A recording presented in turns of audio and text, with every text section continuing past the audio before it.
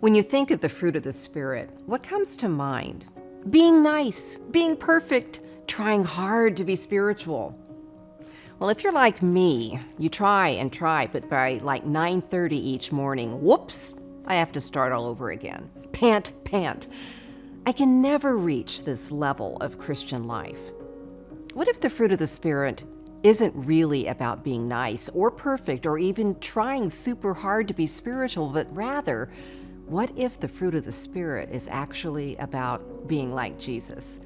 And what if the fruit of the Spirit is not about us getting everything right, but about God growing His character in who we are?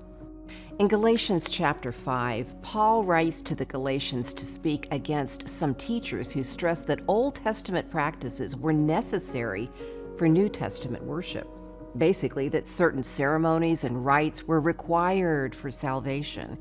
Near the end of the letter, Paul uses the metaphor of fruit to describe what we look like when we live by the Spirit. Paul contrasts putrid produce that grows in a life lived separately from God to the fruit that results when we live in relationship with Him, walking in step with the Spirit.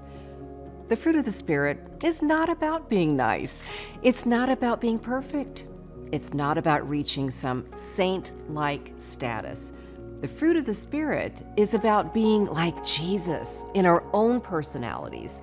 And the fruit of the Spirit is about God giving His growth and His characteristics of love, joy, peace, patience, kindness, goodness, faithfulness, gentleness, and self-control in our lives. It's not about us performing perfectly. God is in the fruit business, not just one variety, but growing multiple kinds of fruit, growing an orchard that represents Him in this world.